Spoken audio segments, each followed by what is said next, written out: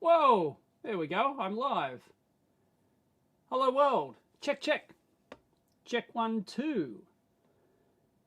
Is there anybody out there? Is anyone going to bother joining me?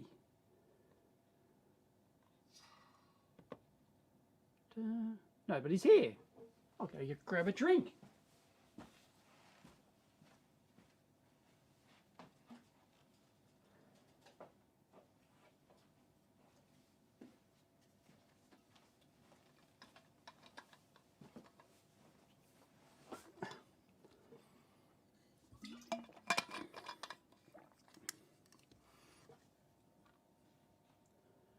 What's up, Nilly? Willie.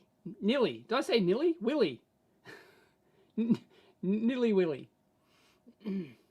Hey, Nicholas. Hey, Willie. Hey. Mute that. Live chat. Hi from Turkey. What's up, Pika? Oh, geez, you double hyphened. Are you seriously double hyphen Pika Delphon Michael Steele? Is that really your name? Seriously? You've got a double hyphen. Hi from Algeria. Hi, Sid. I know this is not my usual time zone, so we're probably going to get like oddball European countries. Sorry for anyone who lives in an oddball European country. You know, I'm in Australia. Everything's oddball, you know. Not preparing for the grand final? No, I don't watch AFL. Used to. I've been to a couple of AFL matches. You know, I know the Swans are in the grand final, but meh. I don't know. Maybe I'll go home early today and watch some of it, maybe. But meh. I'm excited about the grand final next weekend, though. Parramatta's in. I called it. I called it on Twitter. The last time Parramatta won the grand final was 1986. Can somebody tell me what was the top grossing movie? I've got a question. What was the top grossing movie in 1986? You're not allowed to Google it.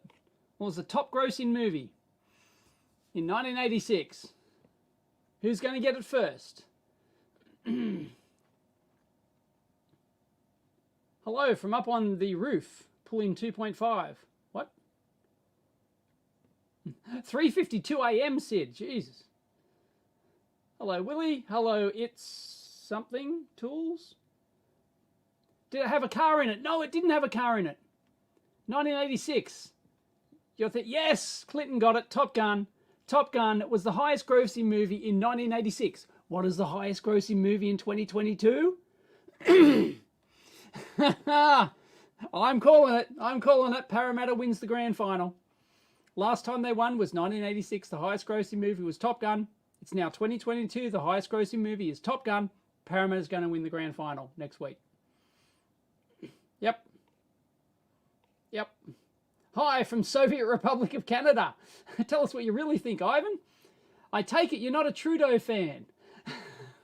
Who the hell is a Trudeau fan? Oh my God. If you actually support Trudeau, you've got to have your head examined. Really. Unbelievable. Wow. How entitled must you be to think that Trudeau is good for your country? Unbelievable. So I assume you're not a fan, Ivan. No, Adrian, Back to the Future. No, I've already gone through it. Am I not caught up to the chat? Maybe it's lagging. It's lagging 30 seconds behind. Yep. Spider-Man. No. Geez, really, the comments must really be out of sync. Comments must be like at least a minute out of sync. Really? Wow. Yeah. It's not exactly real time. 4 a.m. Tech Corner. Just passing by to say hi. Time to go to bed.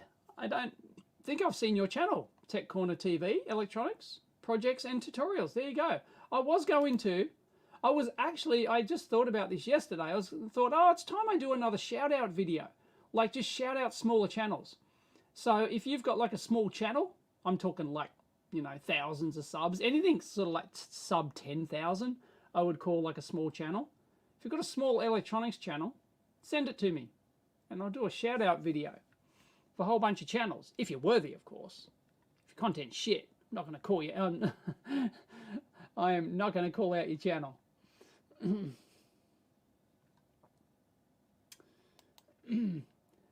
Hey, Cato Cac, if you support almost any politician, yeah, pretty much. But yeah, some are a lot worse than others. You almost never catch me live, yeah, because I'm much later now. It's it's 1 p.m. here now. It's 1 p.m. on a Saturday. Oh, it's Friday rubbish. It's 1 p.m. on a Saturday here. Normally I would do this live show at 9 a.m. But I finished a video this morning thinking that I wasn't going to get time to do a live show. I thought I had another engagement today, but it was cancelled at the last minute. So I had my burger and chips, and I am now here live at 1 p.m. And I've actually got all of today. I'm free all of today, apparently. Contact, yeah. No, that wasn't the biggest, but yeah, Contact's good. I'm usually not a fan of remakes, but I think I would enjoy seeing a remake of Contact. I mean, you know, I'm a huge Jodie Foster fan. I thought she was fantastic, but I'd like to see Contact remade. I'd like to see it with less emphasis on the religious BS. You know, I'd like to, anyway, I would like to see a different interpretation of Contact. I enjoy Contact the movie. Although these days I find myself just watching it, like I don't watch the whole movie. I catch myself just watching it for the Contact scene. Like, you know, I just watch that, you know, 20-minute scene or whatever, and then I'll go to the end, or, you know, like I'll skip around. I'll skip, you know, quite a bit of it. I still think it's a great movie. The book is fantastic, of course. I've got the book. I think the book I've got's even signed by Carl Sagan himself. Eberg, amplifier repair. Yes, rare event. Yeah, I normally don't do it at this time. Yes, I am live. Oh my God. Still 47 people have showed up. Hi to all my Odyssey viewers as well. I do believe I am live on Odyssey. Let me check that.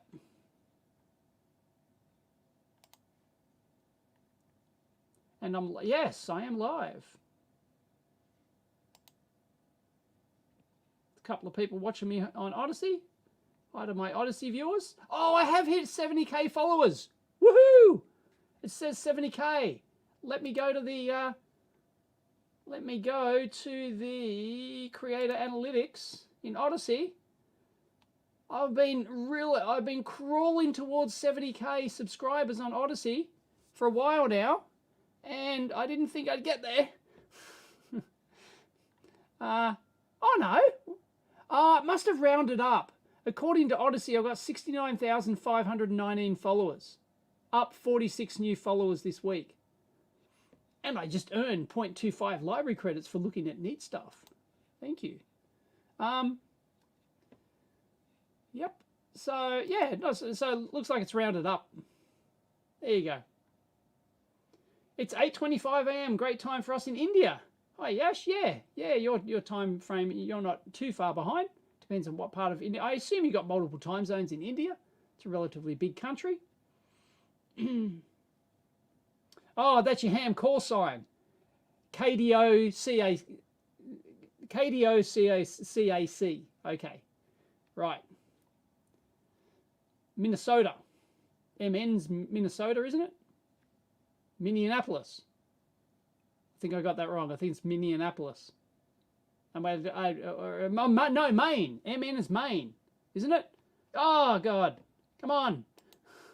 Come on. Come on, dumbass Dave. Doesn't know his 50 US states.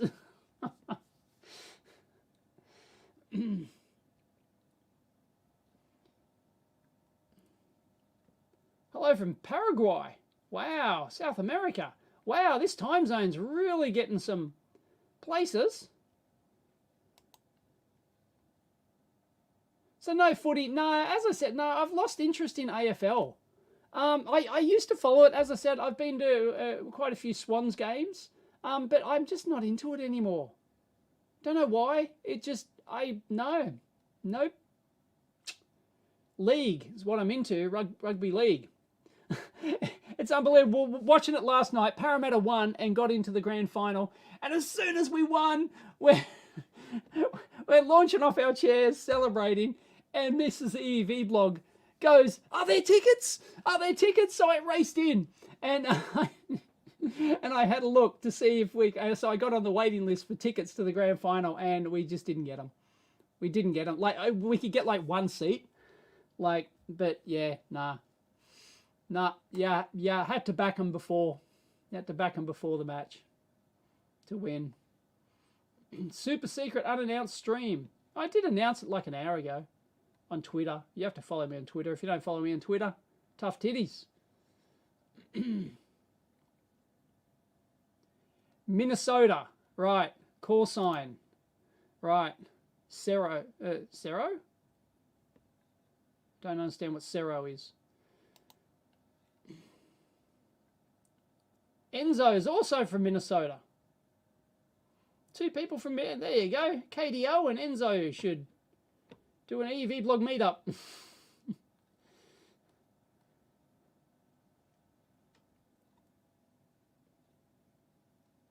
You forgot to say zero with a Z. Forgot to sell zero with a Z. So it's zero. Right.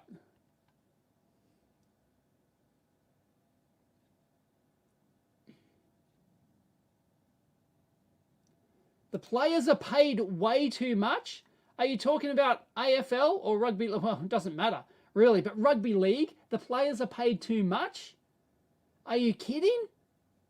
Are you kidding? Have you ever watched an NRL match in your life? Mr. Hyphen. My God. It's practically gladiator blood sport. My God, NRL is as close as you'll get to gladiatorial combat. Oh, maybe, you know, like a cage fight, the fighting sports and stuff. But like, oh, they just like, wow, no. Oh my goodness. Yeah.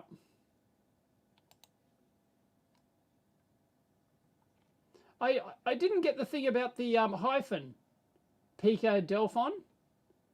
Maybe I missed it. Yes. You answered yes. That is a dual hyphened name. Your kids are screwed. Like, yeah, as you can tell, I'm not a fan of hyphens. Sorry. No, just pick one. Pick one. Nah. And to give a hyphen first name? Wow. Love your video about clamp meters. Thank you. Carla, Peter, Chris.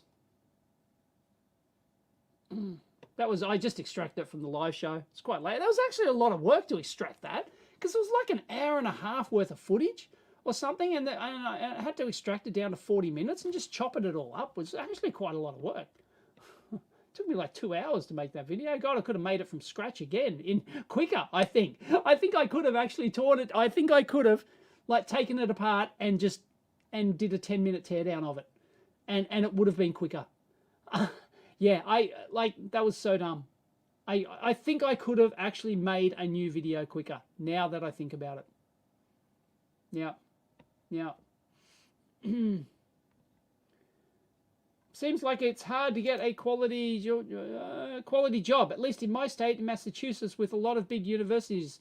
I should go for a master's degree if I am only a year away, as in a year away from graduating from your 4-year degree, and then go on to masters, or are you currently doing your masters and you're only a year away? If you're currently doing your masters and you're only a year away, finish it. Finish it. You're mad if you don't finish it.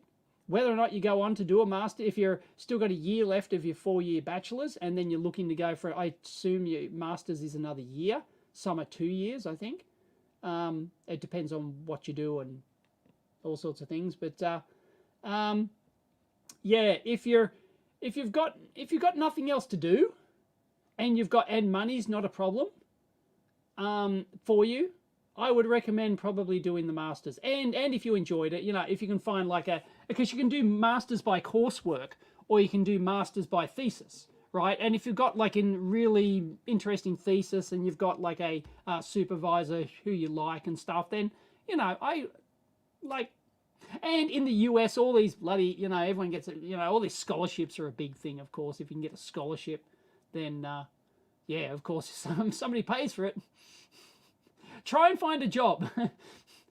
Tip number 1, try and find a university that will pay you to go there via scholarship. Tip number 2, find a job that will pay you to travel, especially when you're young. When you're young and single, find a job that will pay you to travel, that send you around the places. That's one thing I regret, is that I didn't travel more, so that I didn't get a job when I do that. So there you go. Pro tip, 2 life tips there. Maybe I'll extract that one out as a separate video, little 1-minute tip.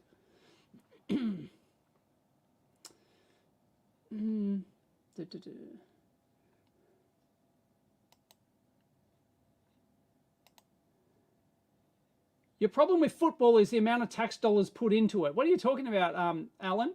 Like, are you talking about Australia, US, which country you're talking about?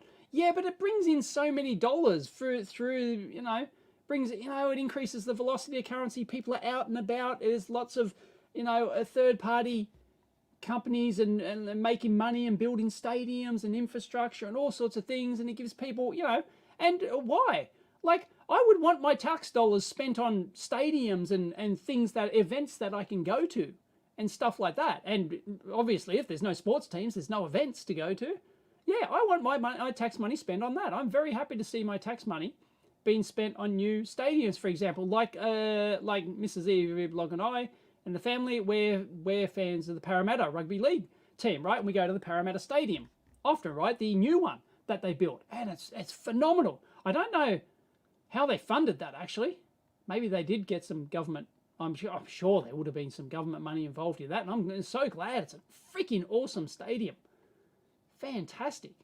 No, I don't agree. Amount of tax dollars put into it. No, I think you'll find that the return is greater than the money invested when it all comes out in the wash. You are in America and you don't have kids. Well, I'd recommend getting kids, and when you have kids, pick one name. Don't give your kids a hyphen name. No, I did not. Zen Wizard Studios, get your email about curve traces. I don't know, maybe did you send it to fan email? Little tip, if you want me to read your email quicker, don't send it to my fan email. Just send it to dave@eevblog.com. Because I only read my fan email once every 1 or 2 weeks or something. Like, I'll go through and just, you know. So yeah, no, I didn't. It doesn't ring a bell, Zen Wizard.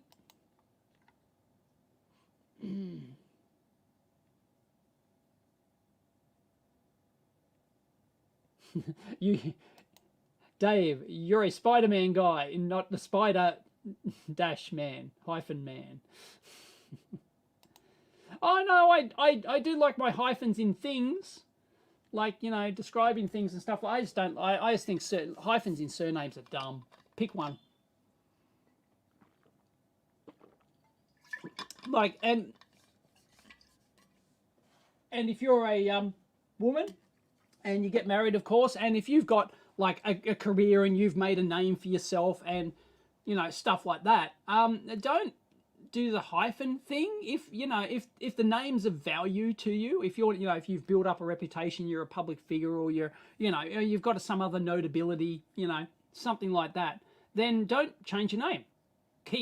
Just keep your existing name. Yeah, don't hyphenate it. Not a fan of hyphenation. It's just dumb. And then it just doesn't work. And then when you eventually have kids, it just doesn't work. It's stupid. So, no. And then, okay, right? So, okay, so you end up having a daughter, and she's got a hyphen name, right? Then what is she, like, oh, it's just, oh my God. Hyphen, hyphen, hyphen. It's hyphens all the way down. It's turtles all the way down. Have I ever thought of doing a teardown of a DJI drone? No, I haven't. It'd be pretty boring, I think. No disrespect, but do you like the slowness of Australia? Slowness? I don't necessarily think it's slowness here. We just have a laid-back attitude. You know, well, I guess I can remember reading, I can't remember who it was, so I wouldn't be able to tell you, but it was some blog somewhere or something, you know, some blogger or something, text blogger or something wrote, or was it a video? I don't know. Whatever. No, it was a video. I think, you know, I was watching one of those, like, you know, one of those American videos where an American visits Australia for a couple of months or something and stays with an Australian family and just recounting their experiences and the differences and stuff like that. And they said, I can remember this is funny. Well, I thought it was funny anyway. They said, like, on New Year's Day or Christmas Day or something, I couldn't believe it. We went to the beach and we just sat there for the whole day. We just sat on the beach and we went swimming and we just sat there for the whole day. Yay! Welcome to Australia. You know, I mean, like this American, you know, with the real heavy, you know, Southern accent, you know, the really Yankee accent. Couldn't believe it. I can't do a Yankee accent. Couldn't, you know, but you can picture it, right? You can picture this American just being shocked that they did nothing on Christmas Day or New Year. No, I think they did it on Christmas Day and then they did it again on New Year's Day or something. We just sat there all day and just had a barbecue and we just sat at the beach.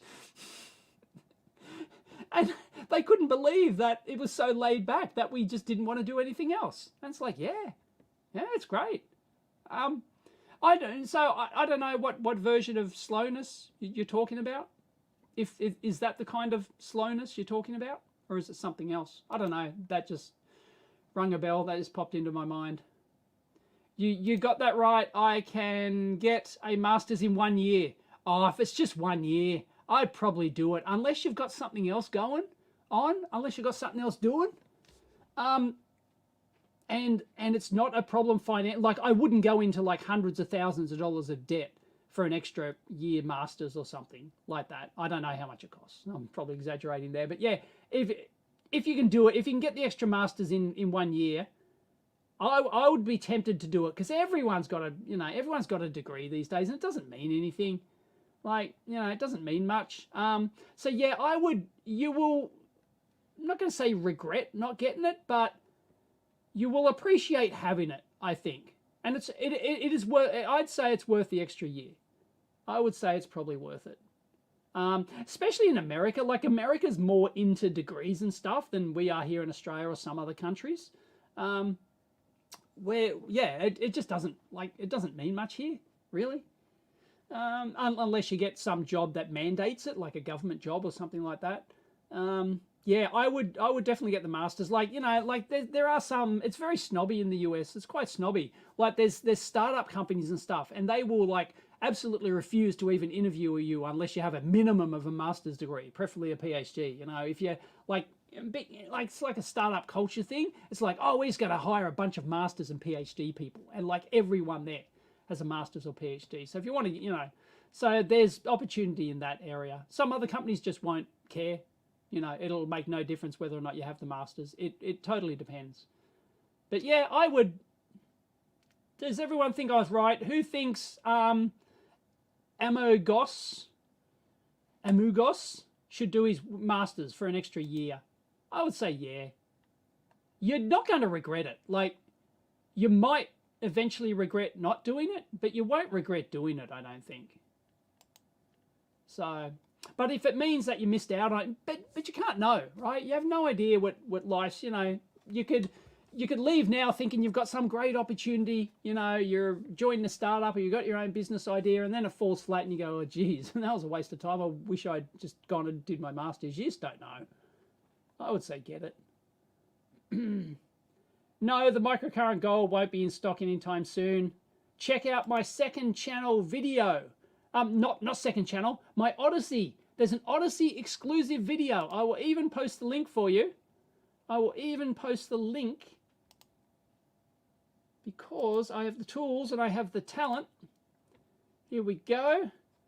Here we go. Where is it? Where is it? Where is it? It's here somewhere. Did an Odyssey exclusive. I did. I've done 3 Odyssey exclusives. 4 Odyssey exclusive recently. 4. Here it is.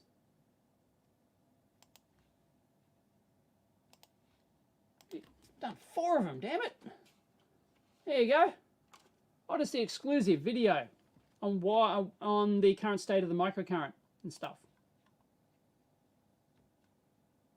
I think I'm going to do more Odyssey exclusives. Like, it's just like, there's no point. Like, at some point I've got to go all in. Well, not all in, but I've got to put serious commitment towards an alternative platform to YouTube. You never know. Like, all these YouTubers who all their eggs are in the one YouTube basket, they're fools. They're absolute fools. Tell your favorite channel you like to sync up their channel to Odyssey. Seriously.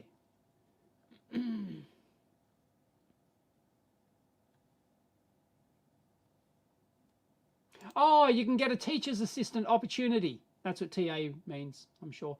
Instead of paying for it. So yeah, that's the plan. Oh, good. Yeah, yep, do it. In that particular case, it gives you a job. You can say, yep, you're a teacher's aide thing. That looks good on the resume. That goes on there, and you get a master's degree to show for it after 1 year. No brainer.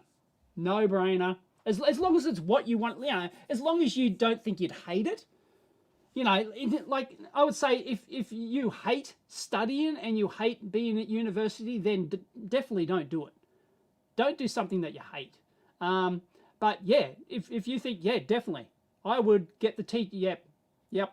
If they're going to pay for it, and you get something to put on your resume at the end of it, and you get a master's degree out of it, there's a no-brainer.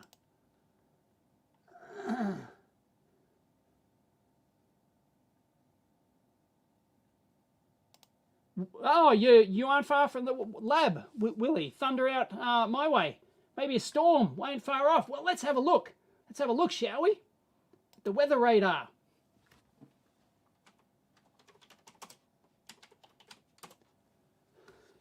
Let's have a look.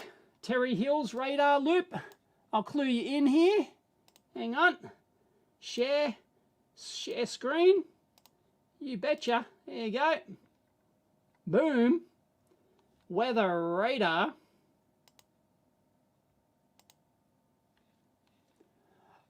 Oh yeah, something's coming across. I'll make that a bit bigger.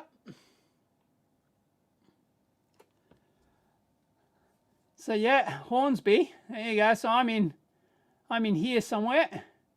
Yeah. So yeah, we're about to get hit by some red stuff. Yep. Yeah, it's pretty heavy. When I went to get out my burger and chips at lunchtime, it was a bit bleak. Wasn't actually. It had rained though. But oh yeah, she's coming in. Not sure where the AFL Grand Final will be in Melbourne. So, yep, we're about to get hit. About to get walloped. It should be fairly short. These are 5-minute loops. So that's moving pretty quick. That's moving quite fast. Does it tell us? Yeah, it tells you the wind speed somewhere. Where does it tell you the wind speed? I'm sure it does. Anyway, yeah, that is quick. And then you can zoom into the 64-kilometre radar. There you go. Yeah, Windsor, Glenorrhy, Castle Hill. There we go. There we go. That dot is where I am. And yep, we're about to go through the middle of the ready black thing in about 15-20 minutes, tops. It's probably it'd already be raining right about now. Another 5 minutes, it'll be raining. So yeah, here you go.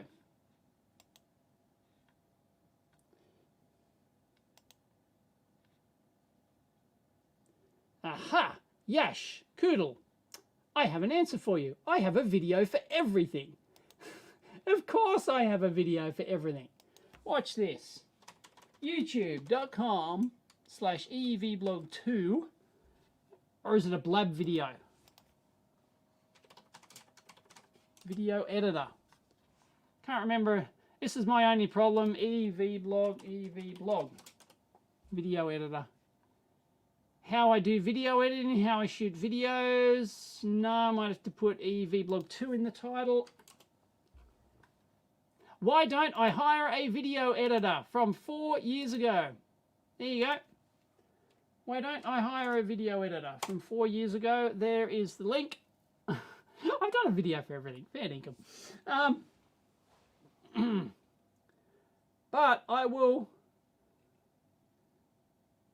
answer that again. I'll catch up. Master's degree equals 1 year. Hell yeah, says Insurgent. Master's what? Okay, I'm not. Okay, I definitely have not. Ian Scott Johnson says, do the Masters, you can't go wrong. Pika Delphon, get the Masters and post the bloody link. Yeah. The thing with people demanding these qualifications, haven't got a clue themselves, pisses me right off. Yeah. Raven, yeah. Can we expect part 3 of the MacGyver project? Yeah, I just need to get around to it. It was imminent and then something else turned up. In fact, I'll show you what turned up. Odyssey or Rumble? Definitely Odyssey. I get far greater traction on Odyssey, and there's no other engineering channels on Rumble that I'm aware of. I might be the only one. I don't use Rumble. I've never used it, but my videos are synced there just because if people happen to use it. I know it's pretty big in certain segments. Rumble's getting really big, but for engineering, sciencey videos, space videos, not that I'm aware of. I think I'm the only one. Okay, so I've now caught up with the chat. I'm now caught up.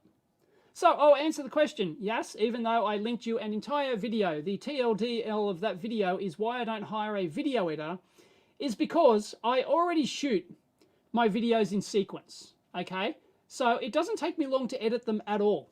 I simply take the clips that I've shot, I drop them into my timeline, I trim the start and the end of each clip, and I add a couple of like overlay images. I take screen captures and take some overlay images of data sheets and things like that. And that's it. Done. Render, upload, Bob's your uncle, right? So like a 30-minute video might take me 45 minutes to an hour to edit. And then, right, and then I have, look, and then I've effectively watched that video. When I finish the video, I do not watch it again. So when I finish editing and I render it, I don't watch it again. Because I trust myself that I've gone through every clip, and I know exactly like that is a finished product, and I'm 99.9% confident that there's nothing horribly wrong in there, and it's fine, right? Very, very occasionally would I have to pull a video, less than 0.1% of the time or something. So I'm 99.9% sure that that is fine, and it's a finished video.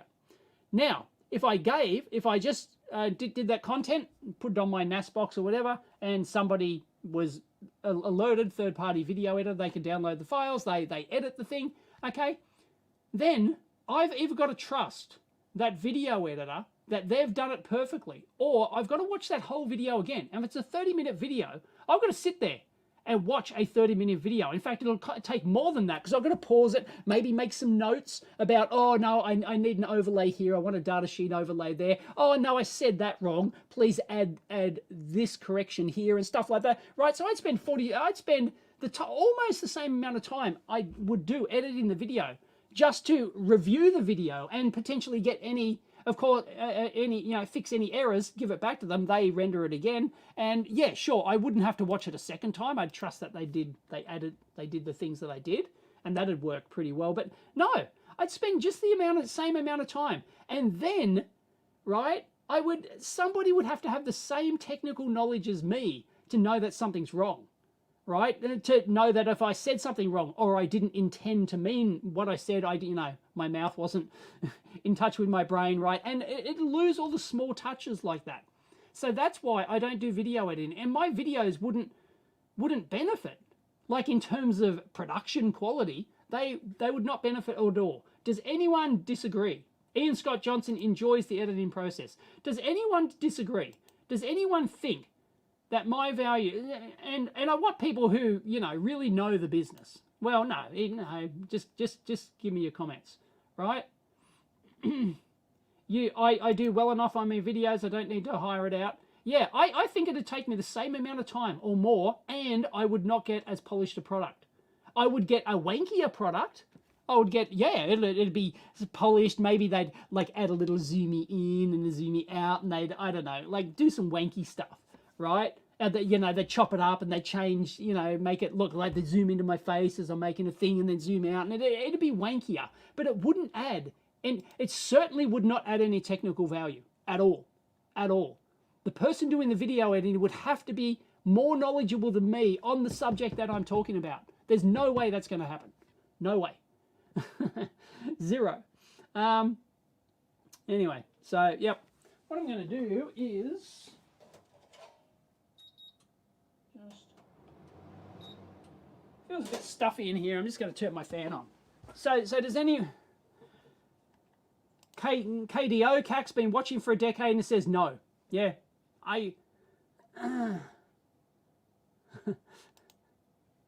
The amount of people with degrees from GA Tech, is that Georgia Tech, that don't know Ohm's law has been shocking. Voltage drop calcs, high school stuff. I think some people are not passionate in their career path.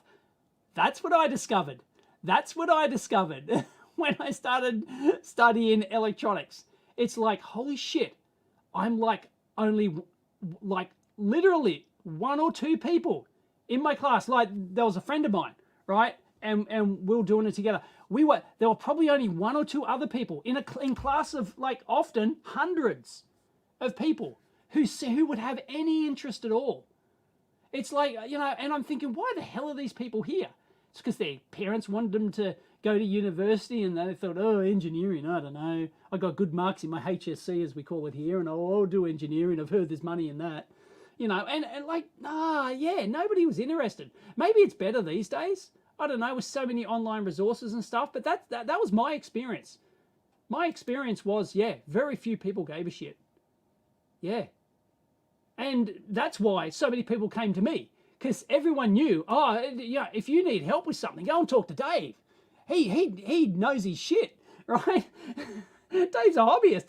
Dave's published. Dave's been published in Electronics Australia, man. Most people had no idea.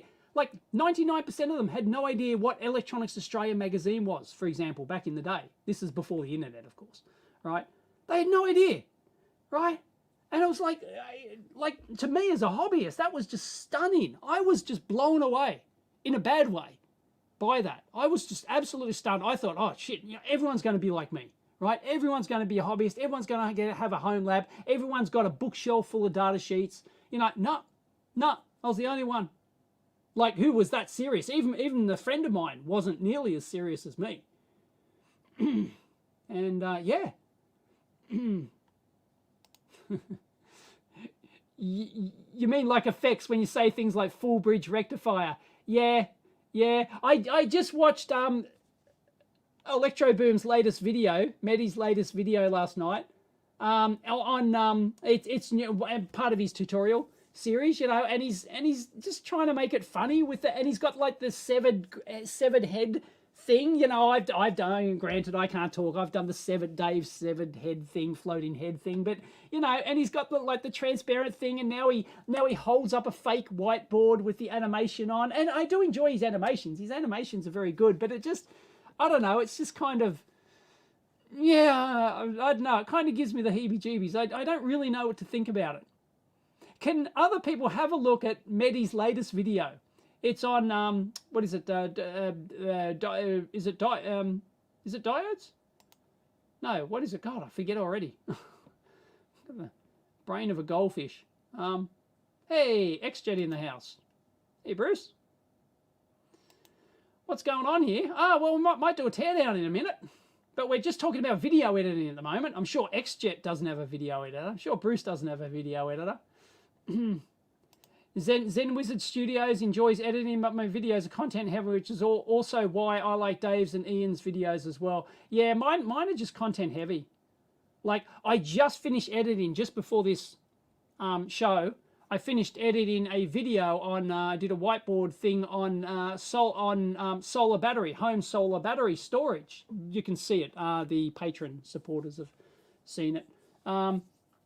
And yeah, I did that, and it was like, struggled to get that under 20 minutes. Oh, I chopped out. I was like, I went, no, this has to be under 20 minutes. So it's 19 minutes and 59 seconds or something. And I just got it under, and I chopped out a lot of waffle, but I thought it was interesting waffle, but I ended up chopping it out, and it's just, yeah. Anyway, it is, yeah. I don't know if my videos are content heavy or waffle heavy, but I like to think that everything I include is at least of use to someone.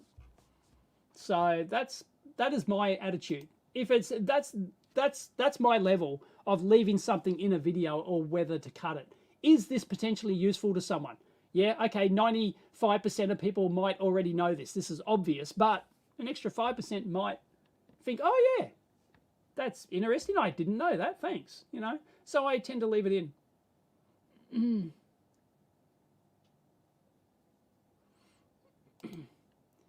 YouTube is in danger of getting attacked by irrelevance claiming copyright infringement.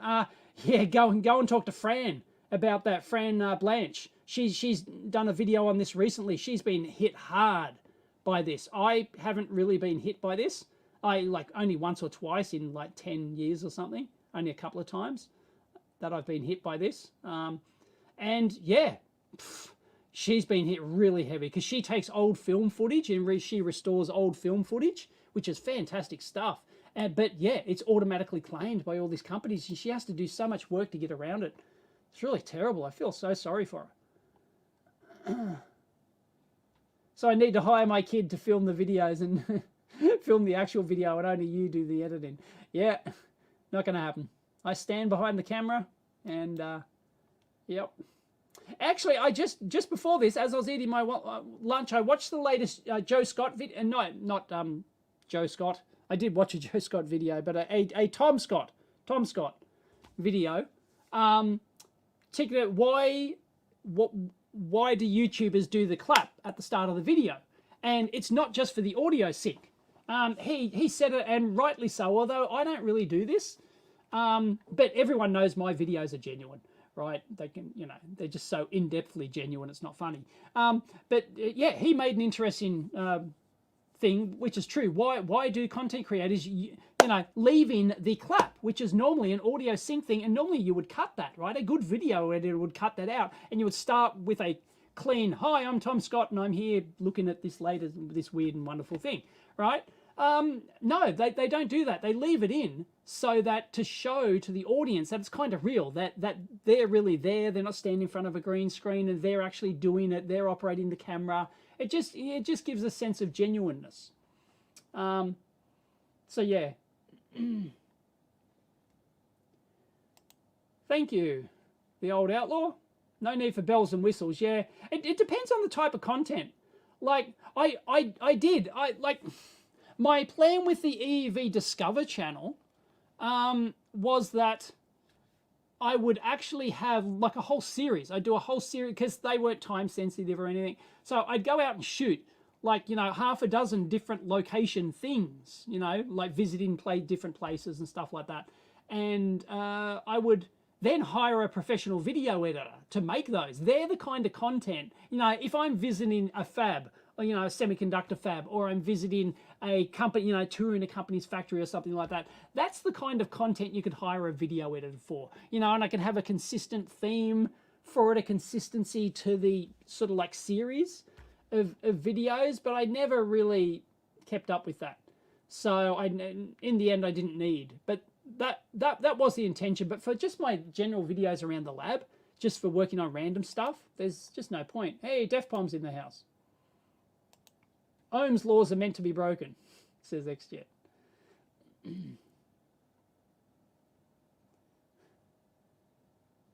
Yeah, also confirmed. Yeah, 30 peeps in your class, and 2 of you are hobbyists. Yeah, right. But I've heard it's different, in some uni classes and stuff. But in my experience, yeah, it was literally a couple of people.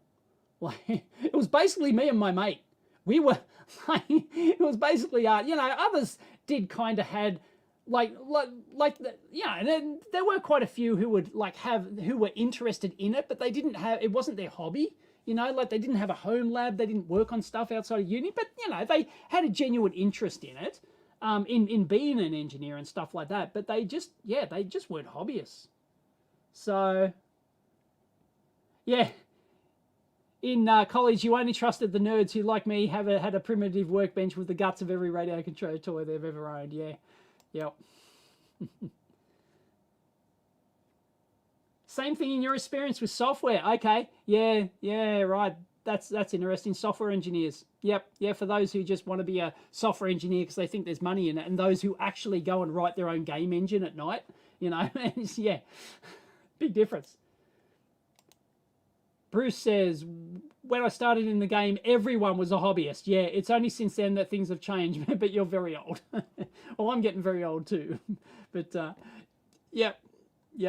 But, you know, even in my experience in the late 80s, early 90s, studying, yeah, it was a similar thing.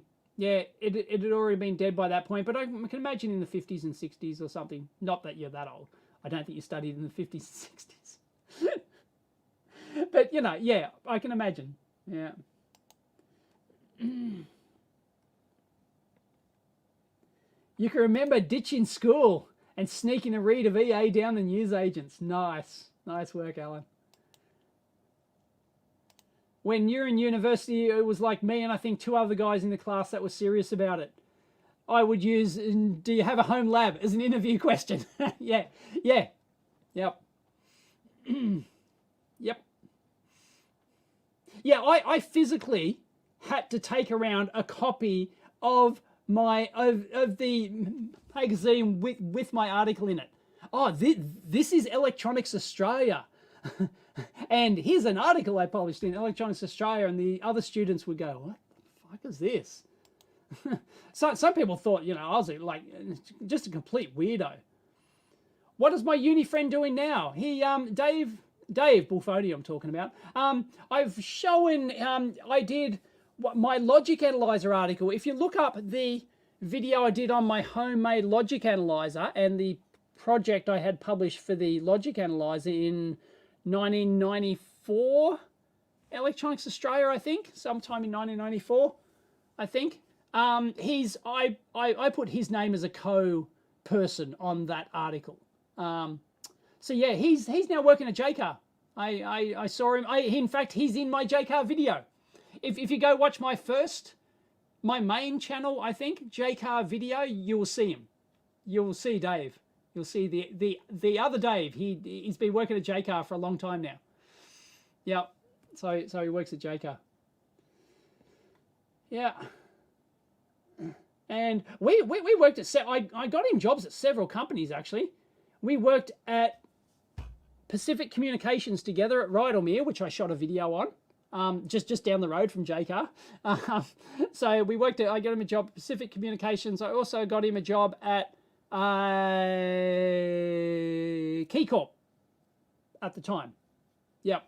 So I brought him in on KeyCorp until he got retrenched with the rest of us. Yeah. So we worked at 2 companies together as well. But now he works at JCar. BJTs, transistors. What? Did I miss something? Why is everyone suddenly talking about transistors? Editing is most of the fun, says XJet. I think I'm way behind on the chat again. When I used to interview, I always asked if they hobbied. Yeah. Yep. Same here. Yep. But it was obvious from their, like, if you're a hobbyist, it goes on your resume. So you could, you know, right off the bat. I think probably rarely that I've asked that in an interview and it wasn't on their resume. And they said, oh, yeah, I've got a home lab and stuff. They'd almost always put it on their resume. Can't recall that happening much, if at all. Maybe once or twice. Started reading Elector, 1979. Yeah. Yep. I tried to find a contact for Steve Ciacera. I don't know how to pronounce his last name. But it wasn't Elector. That just reminded me. I tried to find a contact for him. If anyone's got a contact, an email contact for Steve Ciacera, I'm butchering that last name. Steve Sisurka or something. I'm butchering it, but I could never find his contact details. I wanted to do like an interview, get him on the Ampere or something. Any decision yet on carrying the BM037, 036 in your stock? Yeah, I think I will. I think I will carry it because UEI didn't get back to me. They didn't get back to me, so I'll bugger it. I'll just carry the 036. So yeah, I think I might tell them that I'll buy a couple of hundred of them. I'll buy a couple of hundred up front. Actually, I don't know if they've given me the... I'm not sure if they've given me the fob cost yet. Better check that. But generally, there's fairly good margins on the Bryman stuff.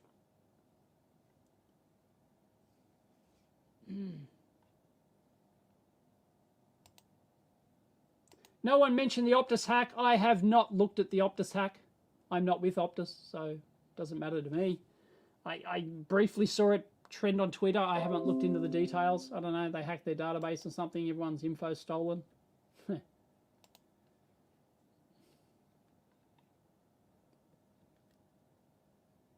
Yeah, I don't care what kind of home lab it is either. Yeah, exactly. It doesn't matter. It can be a couple of Raspberry Pis as long as you're doing something at home.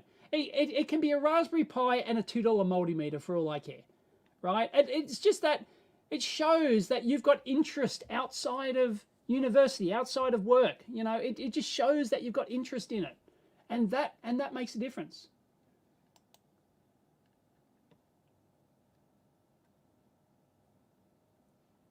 Yeah, I am post the Valve. I am post JFETs with pilot lights. Sorry, Bruce.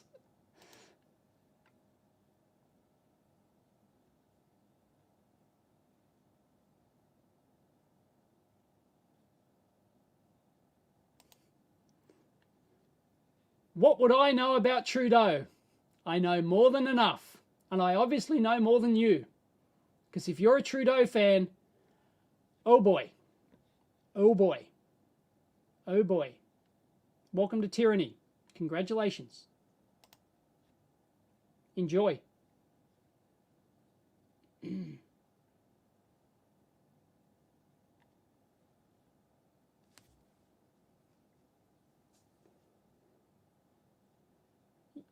Using my kids as a big tax write-off. Yeah, I'm waiting for them to turn like...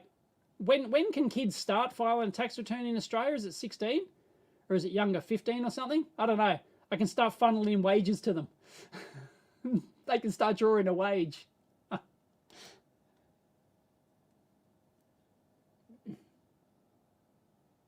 Yes, I will probably... Yes, I'll join Fran for the Artemis live. She contacted me the other day. I haven't replied yet, but yes, we'll be doing a... We will... Yeah, she's keen to do the live stream again. I assume it's a suitable time for me again. I haven't checked, double checked. Oh, I think I'm way behind on the chat. Oh, geez, yeah. Oh, it's so easy to get behind on the chat. It's just ridiculous. I think I officially hate Streamlabs. Every time I put up a thing like this, like a comment like this, it just stops the chat. It's really annoying.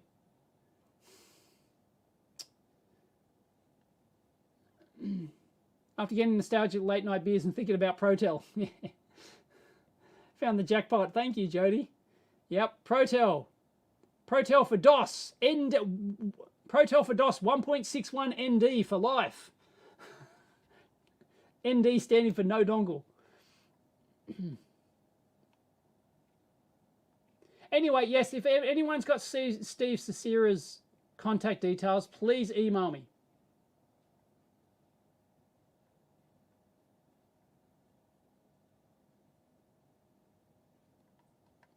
Do I know about open pick and place? I'm not really into the pick and place thing. I've still got that open source pick and air. What's it? I've still got a pick and place kit I haven't assembled. It could make rapid. Yeah, maybe, but you've got to be in a real niche window. You've got to be in like a real narrow window of need for a homemade pick and place machine. You've got to be in a real narrow thing. Yes, I still have the Amiga 500. Didn't that get did I get? I can't remember which ones I got working. Is that the one that got battery acid, or is that the Acorn, or is that the other one? I know I've got like at least a couple battery acid. The Apple Lisa was battery acid to death, and so was so was the BBC one, I think. No, they didn't. Did the Amiga 500 work? I can't remember. But yes, I still got it.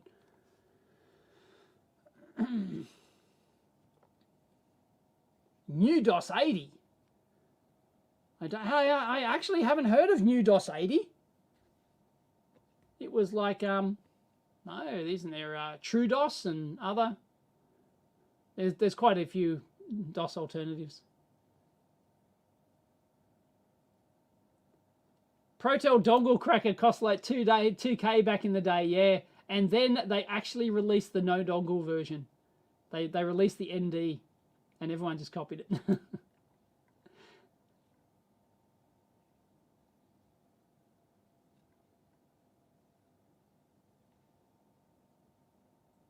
Yeah, there's the TLDL of the Optus hack.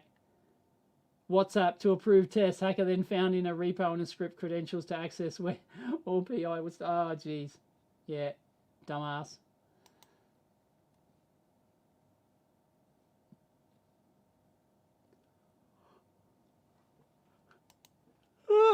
There's my compulsive yawn for the day. The Omega 13 is better. It sends you back in time by 13 seconds, yeah.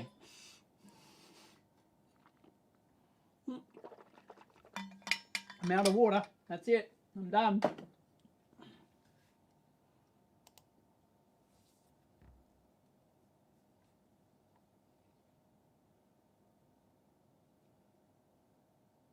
Oh, new DOS 80 was the replacement for TRS DOS. Okay, right. That's why I haven't heard of it. Okay. Oh, maybe I've had, but it didn't stick in my mind. See you, Keith. Go and obey the wife. Hey, Joseph from Wollongong. Audio plus plus. Can you turn the volume up a couple of clicks? It's because I'm not talking into it now. It should be louder, but I've got automatic gain set because my microphone's here. It's right here. Here it is. You can see it poking right out there. That's a shoddy. Anyway, the mobile rotary phone. Yeah, that was years ago. I've seen that. Was the new Rigol a test in T&E, or are we going to see more of it in other videos? I haven't done the teardown yet, so yes, it'll be a teardown. Okay. So, who wants to see a teardown? Does anyone want to see a teardown? Insights and locks? I don't think you have a choice. Unless absolutely everyone poo-poos me. You're gonna get a lock teardown. Ta-da! Maybe I shouldn't turn that on. It's a bit shiny.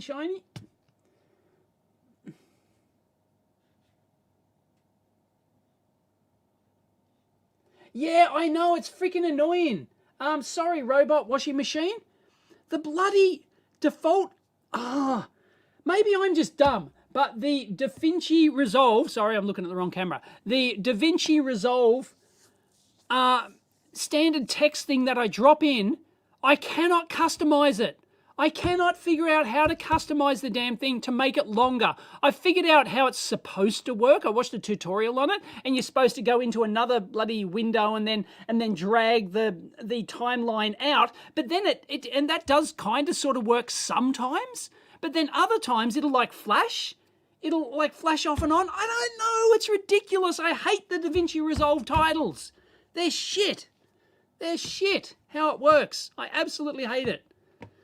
Oh, just unbelievable. If anyone knows, please.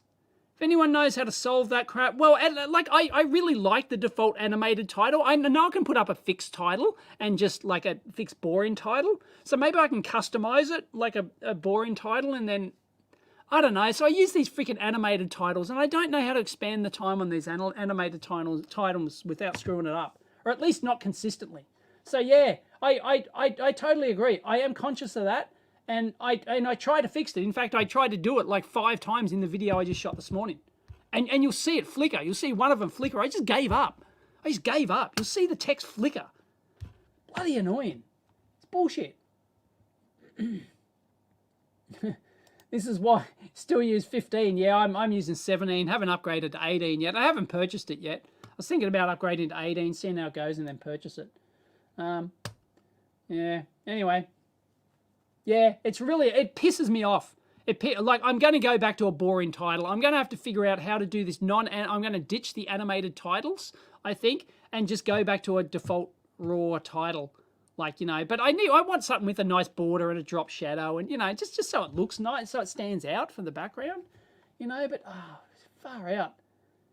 Make your own animated titles. Yeah, I don't know, Ian Scott. Like I've watched a tutorial video on how to solve this exact problem. I use the existing title, I go into another window, I don't know what it's called, and then it shows the time, like the timeline between the animation when it switches on and off, and I drag it out longer, so it's supposed to last longer, and it does sometimes. Other times, it doesn't. It flickers and does weird shit. Man. It really pisses me off every time I edit a video. So I'm just going to have to solve it. I'm going insane. It's driving me nuts. Yep. Yeah, when it comes, if it's not helping, it's hurting. Yeah, sometimes less is a lot more. Yeah, I'm going to have to ditch but I just like the default title they had with like the blue heading and then the nice black, like the gray bar. Like, I just liked it. I liked the animated title, that default one that came with it. In fact, several of them I actually like. And I just can't see how to extend them properly without it going buggy on me. It's just, yeah, I think I'm just going to have to go. Thank you, Read Repair. So anyway, locks. I've already shot, haven't edited yet. It's actually turned into a lot of footage, and I don't know what. Anyway, Ross Locks here in Australia, Australian-made locks, beauty. They sent me 3 locks. One's a key lock. One's their 700 series key lock. It's their best. It's the best one they make. 700 series. There it is. Let me go program view. There you go. 700 series lock, and it's the best lock they make, as in a key lock. It's the best safe key lock that they make. And they also sent in their 1000 series electronic keypad lock, and also their Bluetooth lock as well, their 1000 series Bluetooth lock. And so anyway, I tear those all down. And this is from an old safe. This is a cab locks. So this is a 6-lever jobby. So this is a VDS rated lock for you mechanical lock aficionados. This is a pick resistant 6-lever VDS international rated. STUV is the brand, I believe. High security safe lock, and it's it's the cab locks, I think, is the series or whatever. But anyway, it's VDS branded, and it's okay. It's okay. The key is dual bitted, right? So the key is a dual bitting, i.e. both sides. It's got bits on both sides. So the keyway, and it's got a security pin in the middle, so the key is hollow, which makes it harder to pick, and it's pick resistant. So anyway, I've taken this out of an old safe, and you'll see that it is a standard international footprint. So there's some de facto, it's kind of like a de facto standard. I don't believe there's any international standard at all, like as in any like certified, ratified by somebody. It's just, you know, Sergeant Greenleaf might have started it or somebody. And yeah, so you could actually change this, but this is a big chunkier boy, because this one is a 9-lever jobby. This one's pick resistant as well, and it's a 9-lever. It's also dual bitted like that, right? So anyway, we can do a teardown of these if you're curious about how a safe lock works. So I've already taken that off, and here's inside the cab locks one, and you can see the 6 levers in there. Count them, okay? Whoop, we can actually take them out, like we can physically take them out like that. And there's the there's the lever in there, okay? And what we've got is we've got some false gates in here, okay? So these little bits taken out of here, these aren't just, you know, well, they could randomize them, but these are actually part of the anti-picking feature. So this is how, because you've got to put, when you pick a safe lock like this, okay, let me put the key in, I'll show you how it operates, okay? Yeah. Oh, wrong key. Wrong key. Okay. Yeah, right. So I'll put it in here and I'll show you how it operates, okay? So when the key goes in, okay, and turns like this, you'll notice that the bolt work has not dropped down yet. It's only when all of these are lined up, which is based on the key bitting, when they're all lined up like that, does the bolt then start to retract and go in like that, okay? So that's how it works. Now, if you try and pick this, what of course you've got to do, and there's you'll notice that when it's loosey-goosey like this, okay, the bolt work is not touching these. So you've got no way to guess. If you're trying to pick these and you don't put any force on the lever, on the bolt work like this, then you've got no feel. When you're picking this, you've got no feel for when all of these gates are lined up, okay? So you don't know when they're lined up. So we can physically remove that. And yeah, so we can, like, you know, these things will just push, right? So you don't know when, and they have to be fairly, you know, tight tolerance on there, right?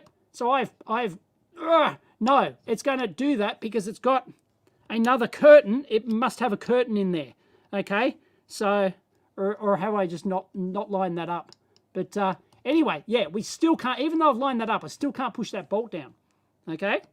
So anyway, so when you're picking this thing, you would try and put tension on, so you'd use a tensioner bar and you'd try and get the tension on here, but you'll notice it's still not touching. So actually, I don't know how you'd pick this one, actually. You would have to, no, yeah, you would have to put, okay, so you'd have to move that out. And anyway, so yeah, you've got to put tension on the bolt. So the bolt has to be touching these, and then you can feel when it drops into place. That's why, you know, if you watch the lock-picking lawyer or whoever, you know, Bosnian Bill or somebody, right, pick locks, they will go, oh yeah, like you can feel it, you know, drop in place, like, you know, the first lever, right, you know, dropping in place in one or whatever he says, right, and that's what he's talking about. Although this is a bit different to a pin and tumbler lock, right, no, substantially different, right, but the concept is kind of the same. And yeah, so these things here will feel like, when, you know, if you're putting tension on that, it'll feel like it's dropping into place and you go, aha, I got it, I'll go on to lever number 2. But it's actually a false gate, okay? So it's what's called a false gate. And that will make it harder to pick. Like, it's not impossible to pick this, but you need a specialized tool to pick it. You can't just pick it with your ordinary lockpick set, right? Your ordinary raking tools or whatever. You just can't, you know, well, yeah, I don't think you can. I think it's probably physically impossible. And same with this Ross series lock, is incredibly difficult to pick. Sorry, I'm not, nothing picks a lock faster than a 44 Magnum. Yeah, sorry, I'm not watching the chat. Pick resistant. Yes, resistant, right? Anyway, but yeah, you won't get into these things with your standard lockpick set with your raking, you know, with your lever arm and your raking tool, right? You've got a, there is like an $800 set you can buy specifically for the Ross 700 series lock that allows you to pick it, but you still need the talent to do it. And apparently it's still, even if you have the proper $800 tool, US dollar tool to do it, customized tool just for this one lock, then yeah, it's still apparently still hard to do. So I can take this one apart and we'll have a look inside a 9 lever jobby. And so the sheer number of levers is going to make it more betterer. It's going to be more betterer. I should have really, should have got a bigger screwdriver. Jesus, that's hard. Wow. Wow. Sorry. Woo. Don't know what happened to that. Did I strip it? God. Anyway, this is not going to be easy.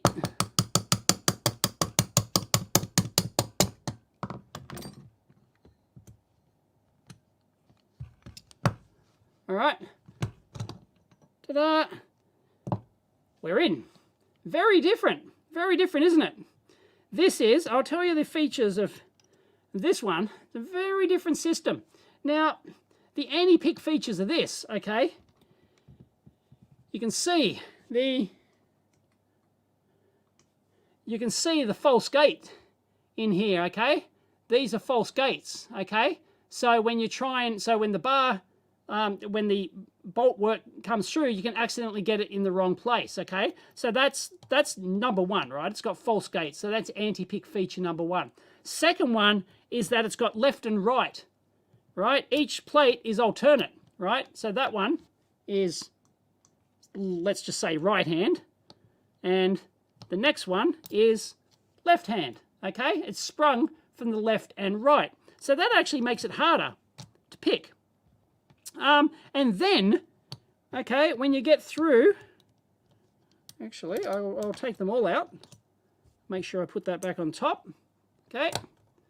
So, and then when you get through into that, then you've got the bolt works in the middle, right? So that was 5, right? So you've got 5 levers on the top. Then you've got the bolt work in the middle. That's going to ruin your day, right? So that actually, that makes it harder to get tension on the bolt work when you've got it right in the middle.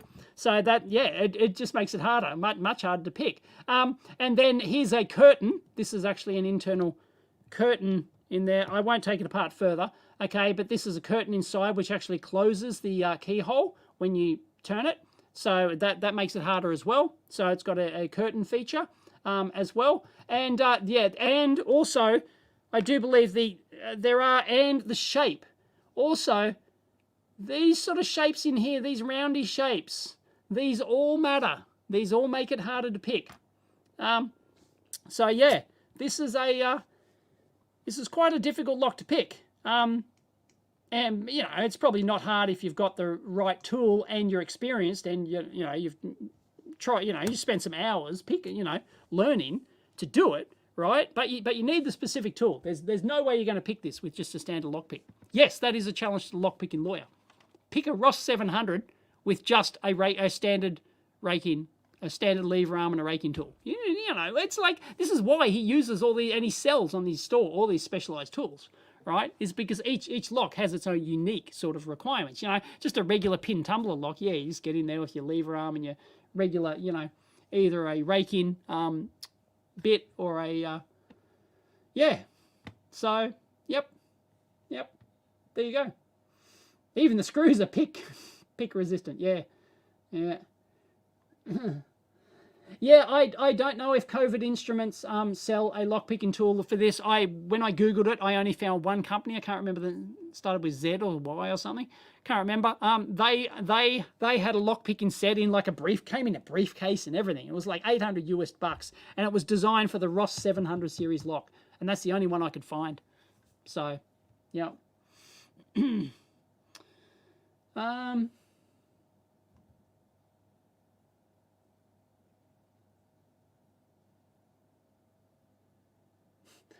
With the master lock, yeah, the lockpicking lawyer just looks at them and they explode. Yeah.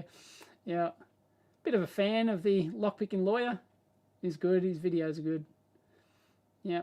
Yes, I do hereby challenge the lockpicking lawyer to pick a Ross 700 or any, even a Cablox one like this. Pick one of these with just a regular, like a bobby pin. Do it using, a soda can pull tab or something, do it, using those sort of tools without using the customized tools, what I'm talking about, right? Or actually designing your own customized tool, just with, like a bent piece of wire or something. Try and pink that with like a bent piece of wire. And the Ross 700 is even going to be harder than this one over here because it's got extra features. So that's the Cablox, and this is the Ross 700 made in Australia. And they do actually, I talked to them on the phone, had a very lengthy phone conversation with the designer of a Bluetooth lock. Who would like to see inside their Bluetooth lock? Anyone? Would you like to see inside their Bluetooth lock? I think I'll make this the last thing before I go. So hang on, let me put this back together.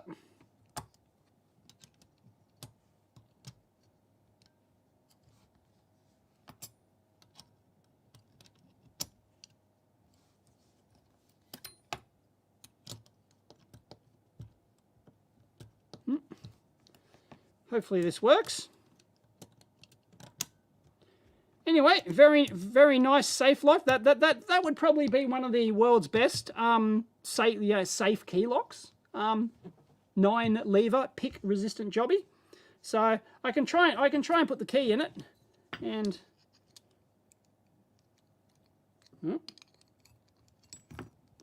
oh no, something's horribly out of alignment there. But you've really got to do it with the back on it, because the machining in this is so precise that, yeah, they are. The machining in this is so precise. Yeah, they really brag about the precision of their CNC machines. Yeah, look, that won't even work, right? The key is turned, but that won't even work. So either I've got that backwards, or something's gone horribly wrong. Has something gone horribly wrong? And the tight fitting machining on this is absolutely incredible. It's first rate. Yeah, got it, right? Like it just wouldn't do it before. It would not do it. And now it works beautifully, right? So yeah, it's kind of hard to demonstrate that. But yeah, there you go. That's the Ross 700 series. Who wants to see the Bluetoothy? Yes.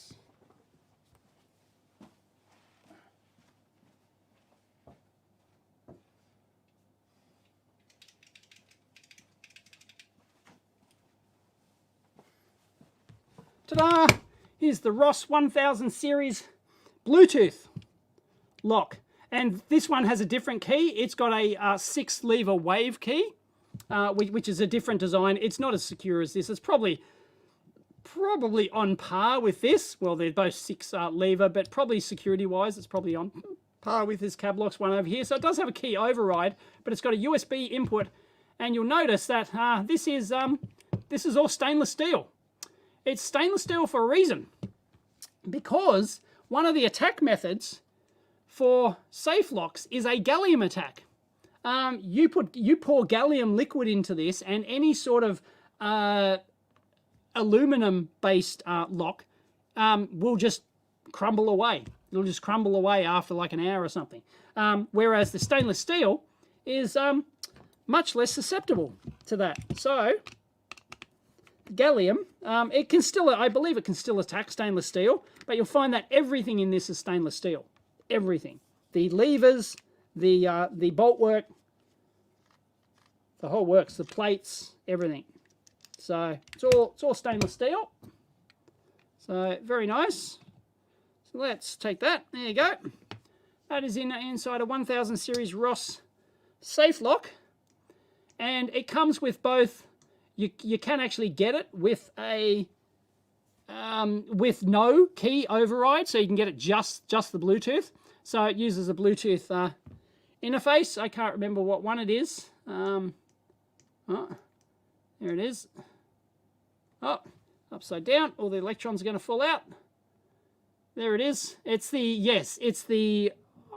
ISP, the ISP 1507. But their application is written such that it could run, and they said they might supply a different type, but it uses a normal Bluetooth stack and everything. So yeah, so anyway, that is that, and it uses a you've got a little motor drive here, which the swing arm. So this swing arm just comes out of the way, so you can see this just, you know, it pulls this back, and the bolt work swings out of the way, and there's got, this one in particular has a key override. I can show you that. And once again, it is pick resistant. You'll probably see that in a sec. It'll have false gates. Yeah, there you go. Got some false gates on there. No worries. And yeah, the wave key goes in there. And well, yeah, I've got the wave key here. They call it a wave because it looks like a wave. You can see the keyhole there. Okay, this is again one of these things that may not work.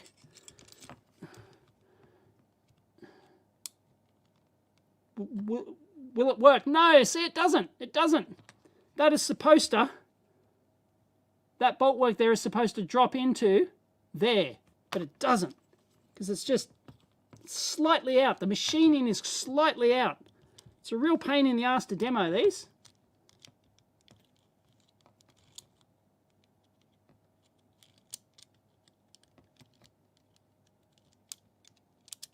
No, it's popped out. It's popped out.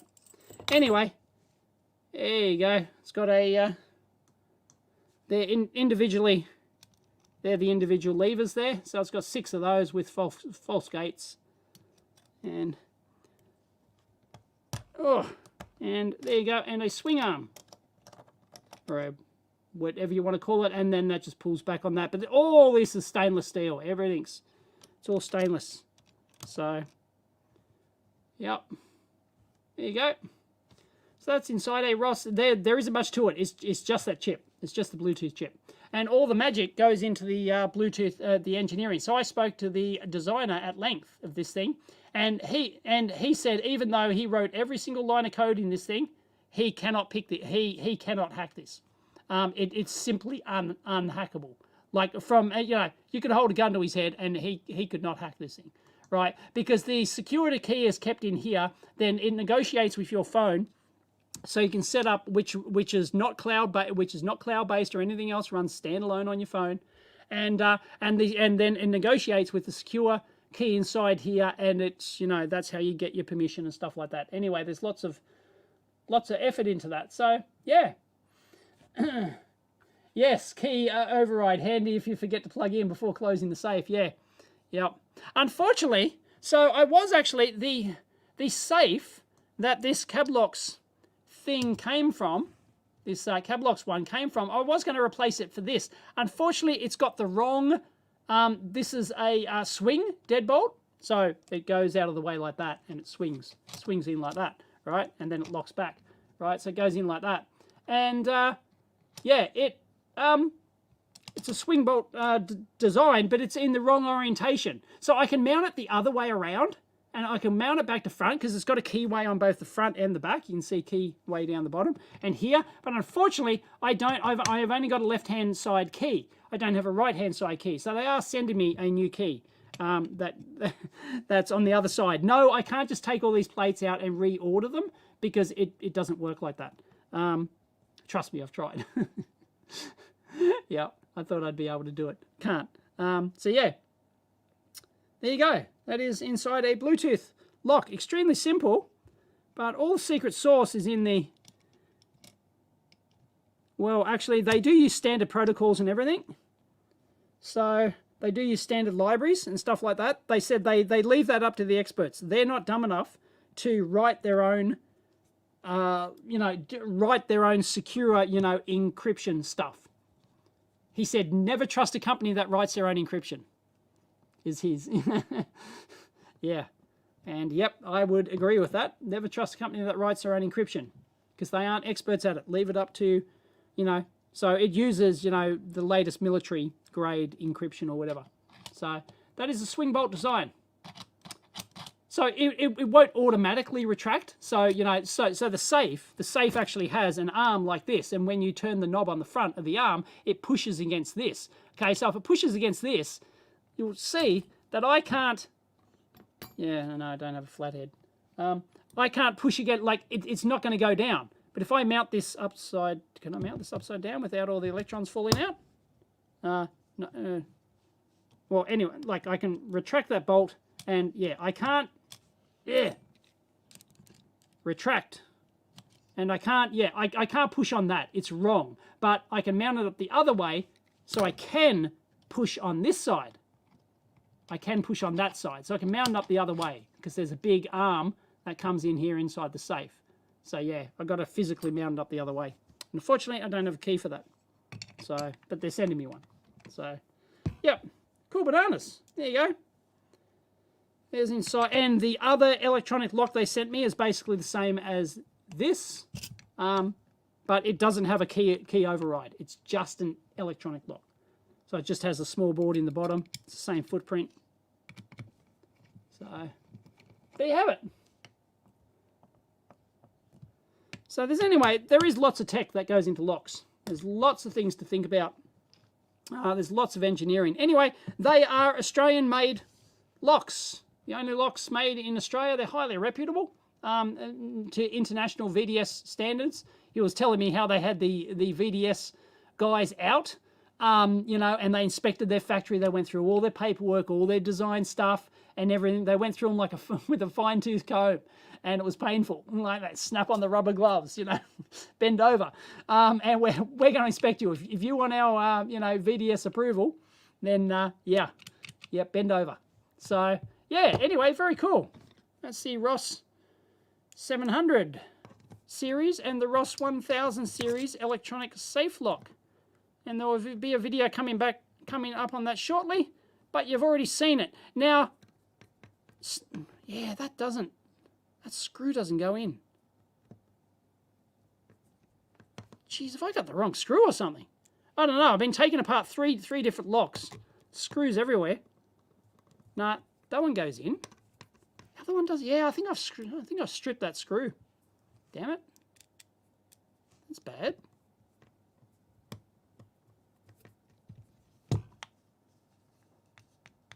Anyway, I'll figure that out later. I don't like that at all. It's dodgy. Anyway, very cool. Australian-made locks. Family-owned company. Yeah, so I spoke at length with the designer of this. He didn't, you know, won't be on the video, but yeah, that was interesting. So there you go. I hope you enjoyed that. Boom, boom, boom. We're back with the camera that can't focus. Boom.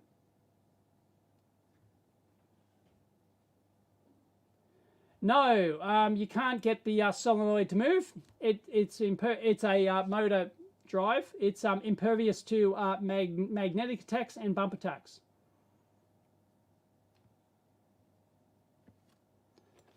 Yep. For those who think you can get into this, nope. Does it automatically unlock? No, it doesn't. Although I guess you could program it to do that. Maybe, I don't know. But no, it's simply got an unlock thing. I can actually try it. I can try it right now. I can show you. Maybe it'll work.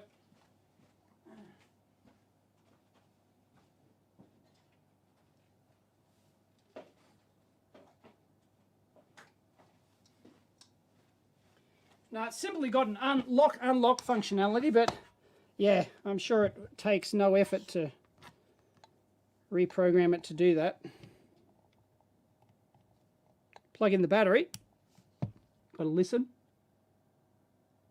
Yep, it did its the motor drive just spun up then. That's also a security feature. So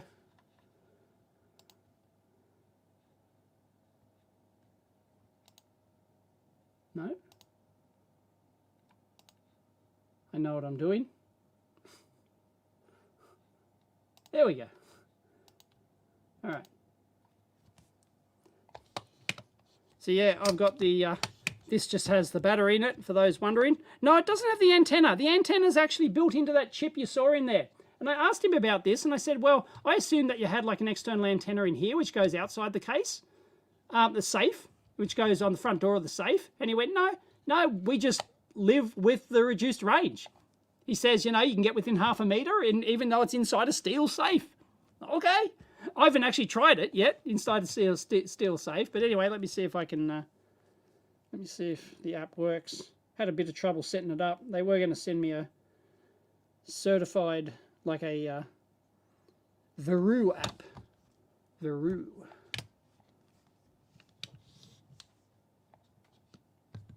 See if we can get this.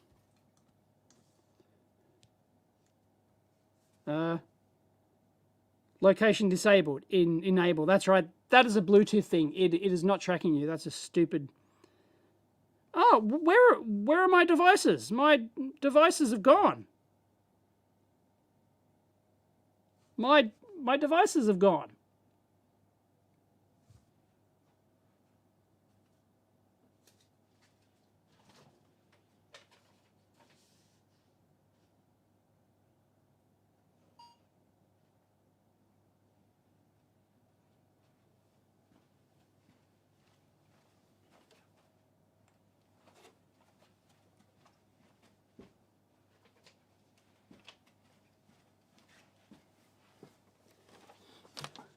I can't show you this, but try again. No? No. No. See, it's not going to work. It's not going to work. Don't know why.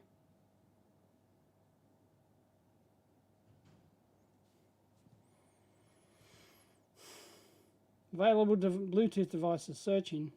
RMD. There you go.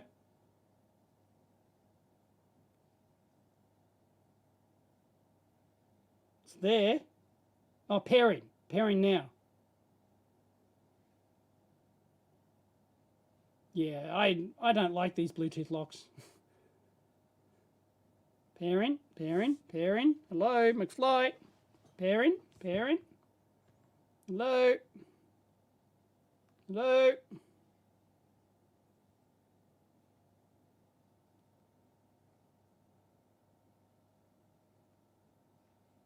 No.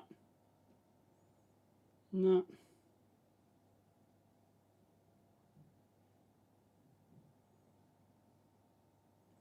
No, not a fan. Sorry, I'm not going to be able to show you, but trust me, it did work. And it simply retracts the thing in there, and then I can push on that, and it will go in. That's it.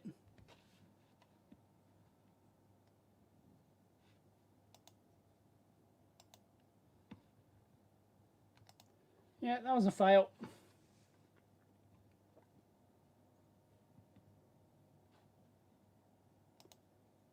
Dude, I'm telling you, the lock-picking lawyer is not going to pick one of these locks with like a coat hanger or something. I hereby challenge you. Go and pick it without the custom tool. Go ahead and do it. Just like he can't pick the one I've got on my bunker. He said so himself. He said he cannot pick the Abloy Protect 2, which I've got on my bunker. Come on, if you want to get into my bunker, I've got an Abloy Protect 2. Knock yourself out. You're going to have to drill that bastard. All right? There are, yes, he does sell a disc cylinder tool on his store to do it, but then you have to do a bypass on it first, and it's like, yeah. Good luck.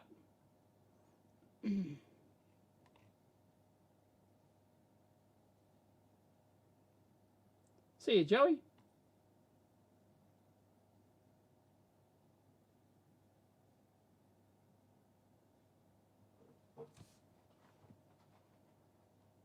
I don't have a new studio. What are you talking about? I'm back in my original lab. This is the lab I've owned for 11 years now. I don't have a new studio. Do not have a new lab. This is the same lab for 11 years. I did briefly move out for 2 years.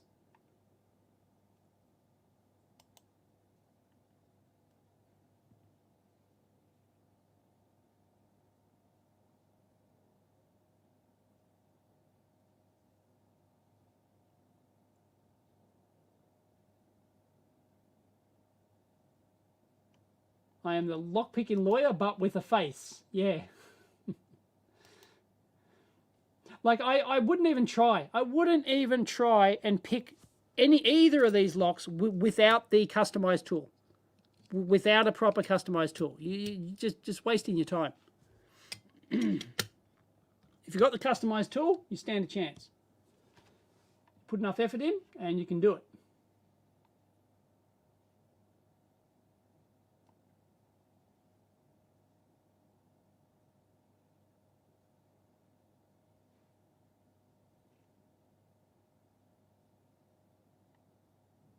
No, this is not the one that flooded. No, that was a rented one.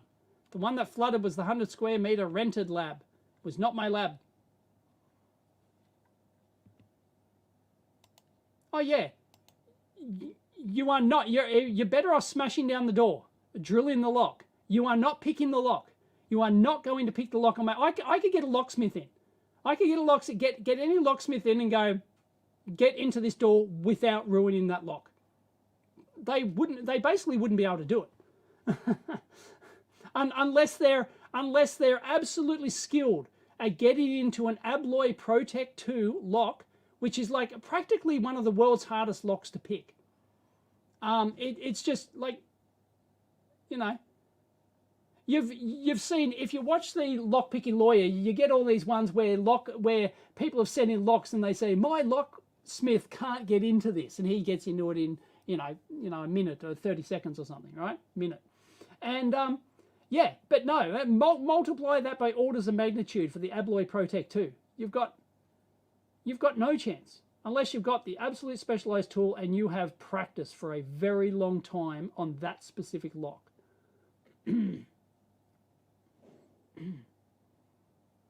Yeah, it just leaves the rest up to chance. Yeah, no, you're better off smashing your way in.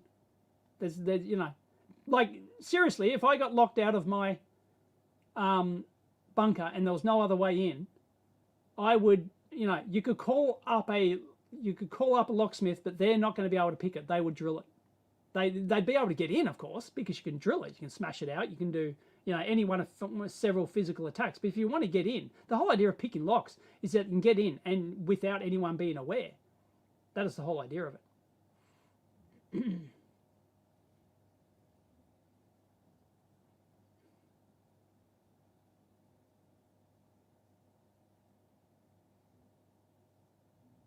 Yeah, the whole idea is that you overcome the opportunistic thief who has their basic lockpicking set, and yeah, that's what you're trying to overcome.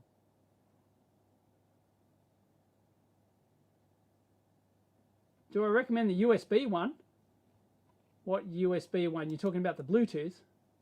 No, I wouldn't, unless you have a very specific need. I wouldn't recommend the Bluetooth one. I would recommend the electronic lock or the 700 series. This is a very good safe lock if you want a key, if you want a key based one. You know, if you've got something like a gun safe or something like that, I would have a key lock for it. I would have a key lock because it's just guaranteed to work in an emergency. It's just, you know, your battery hasn't run flat, you know, you forget the combination in the heat of battle, you know. You know, it's 2 a.m. in the morning and you know somebody's breaking into your house or something, and you just, you know, no, just key lock. Well, you've got to remember where the key is.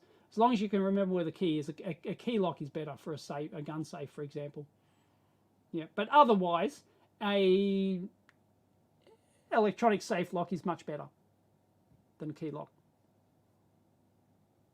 because you're basically not getting into them. You know, you would have to smash your way in. You're not going to hack some side channel attack on an electronic lock. It's just, yeah, in theory it's possible. And there are a couple of hackers that have done it, but it's not like you can go to, you know, and buy a thing on AliExpress to hack into a you know, a safe lock. It isn't happening.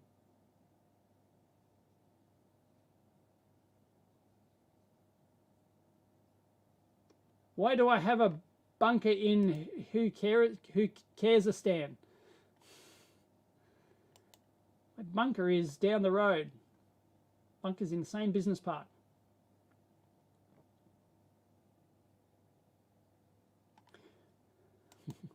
I highly recommend movie pick of the week. Movie pick of the week, people, is the Hatton Garden. The Hatton Garden robbery. I can't remember what the movie's called. Can somebody put in the comments? Is it called the Hatton Garden robbery or something like the Hatton Garden, or is it called something else? Anyway, it's a recreation of the Hatton Garden robbery from what, 5-7 years ago or something.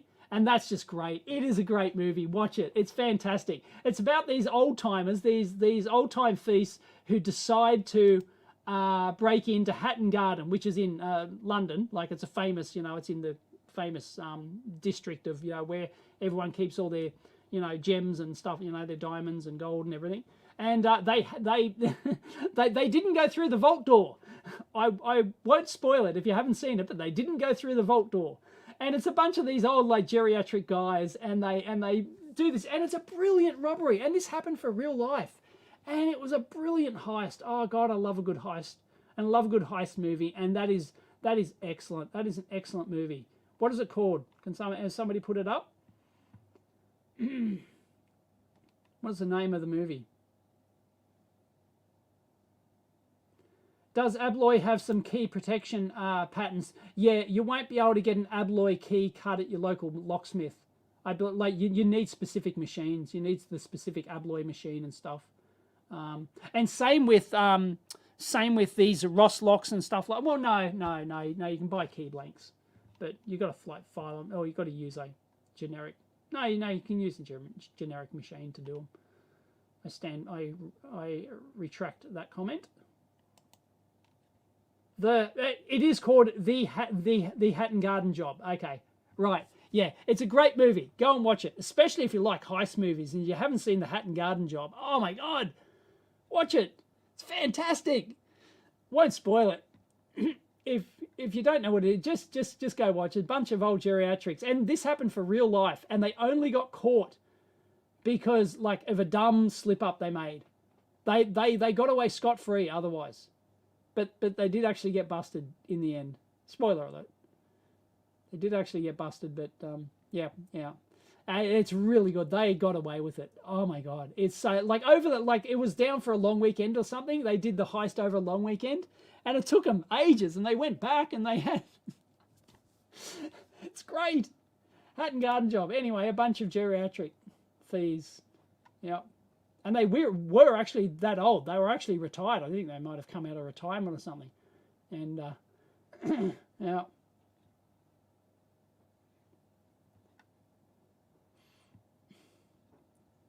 Go away, MK Sense.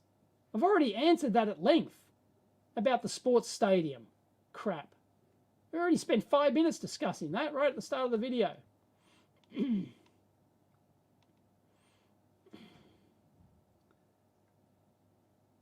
There were 2 films of the same thing?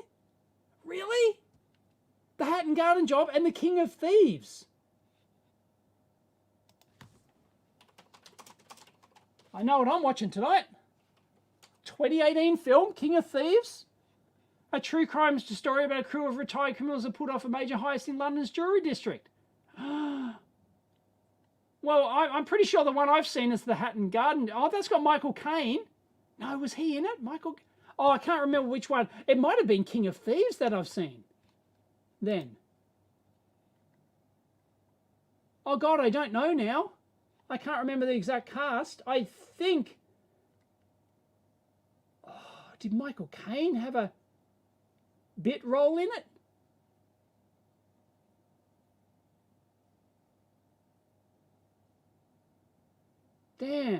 Damn, okay. And the Hatton Garden Job.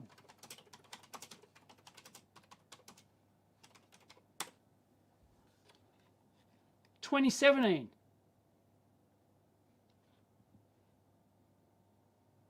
Yeah, wow, there's 2 of them. Okay, thank you. I'm going to have to play the trailer. Okay, let's play the trailer, shall we? Yeah, I don't think it's that one. Maybe I've seen King of Thieves. I think it's it might have been King of Thieves that I've seen. All right. Let's go to the videotape.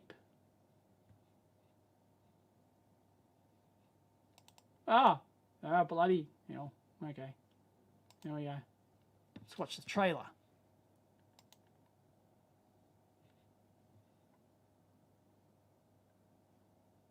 Rated R. Let me tell you about thieving. It's in your blood. You have a job lined up. The word is they're going to take down the Hatton Garden vault. Nah. Bloody hell. Odyssey. Nah, this is not the one. It's an old school gig and needs an old school crew. I know some fellas. Rhyme reader, a legend back in the day. If there's a way into the vault, he'll find it. Kenny Collins, someone who can be our eyes and ears on the outside. As a driver, he'll do us proud. Perkins, he has the skills, he'll get what we need. But They're geriatric. there's old school, and then there's just old. This looks funnier. Is in there? Between 1 and 200.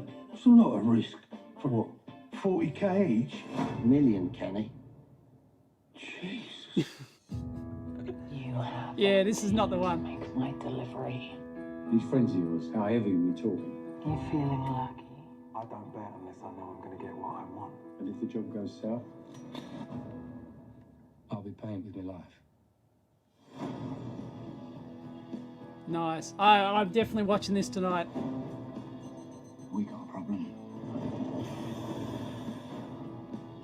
We have to finish what we set out to do. Jesus. I'm doing this because I want to be remembered.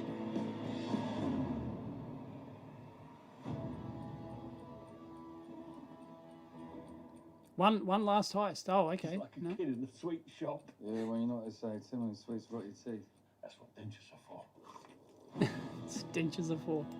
Great stuff. Yeah, all right. But I recommend the other one, which is King of Thieves. Recommend King of Thieves. Wow. Thank you, Wiggy Videos. Didn't know there was two. How did I miss that?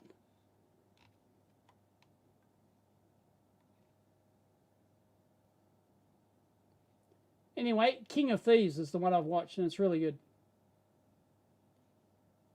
I think it's more serious. This one's probably more comedy. 3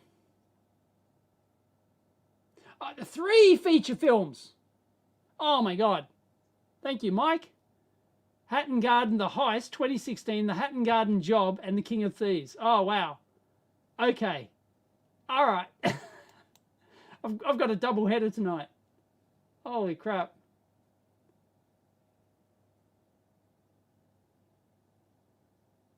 Yeah. Anyway, yep. Movie recommendation of the week is The King of Thieves, or probably any of the Hatton Garden ones. Just watch them. I'm sure some are better than others. Yeah. Anyway, yes, I do. Yeah, Michael Caine was in it. I think he had a bit role in it. He wasn't one of the major players. Anyway, I think I should probably go now. I've been on here for almost 2 hours, so I will call it quits. Thank you, 86 people, for joining me at this ungodly hour. So unless there's any last call, dregs comments.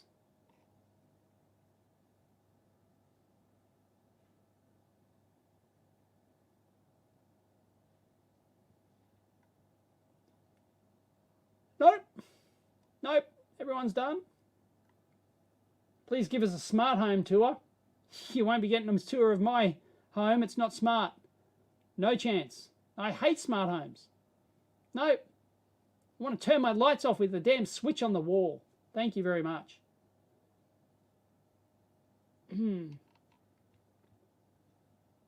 Yes, it is mid-afternoon. It is now 3 o'clock. Yeah, I might get bonus points if I go home to Mrs. EEVblog right about now, rather than turn up at 5 o'clock, which is movie time. It's movie night, for the family movie night. I've heard it's the Minions. I have no choice in tonight's movie. It's the Minions, apparently. Great. Yeah.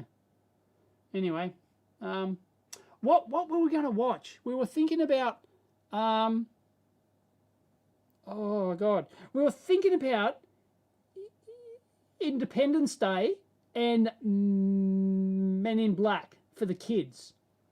Who has any opinion on Independence Day and Men in... I don't even know what they're rated. Independence Day and Men in Black for the kids who are 11 and 8. Boys. I think they'd like Men in Black. I don't think there's anything really adult in them as such. I think they'd like Men in Black more. because it's kind of more fun, I guess. A little scary, but okay. Men in Black original.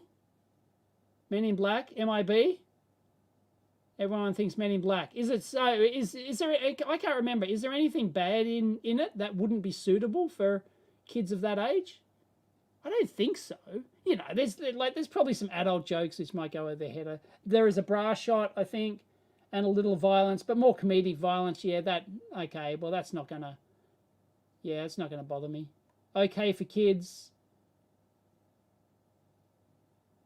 Men in Black is more kids. ID4 is more death, and Mum is a stripper. Yeah, Mum is a strip. Yeah, right. Yep. Yeah. Both seem to be PG-13. Okay, teach them the classics. Watch both. Yeah, I think they'd enjoy Men in Black more, but I think both of them are probably okay. I just couldn't recall if there's. I mean, how many times I've seen Independence Day? God, I should know. I don't think so, but yeah, I forgot about the stripper bit.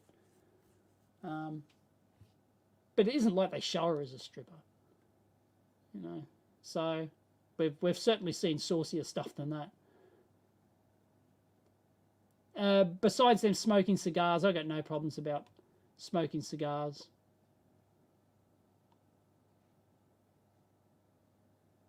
Yeah. Hatton Garden, the heist is on YouTube, is it? Excellent. I will watch it. I agree. Men in Black is probably the safer bet. Yep. So that'll have to... No, it can't be next week. Can't be next week. Because I'm actually going out. I'm actually leaving the wife and kids at home, and I'm going out next Saturday night.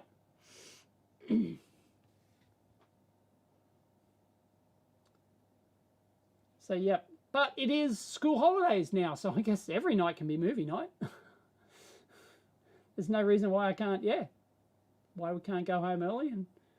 Yep. Batteries not included. Haven't seen that. I can't remember if I've seen it, but we haven't seen it with the kids. Nope, it's not bowling night. I'm going to a show. Going to a live stand-up comedy show.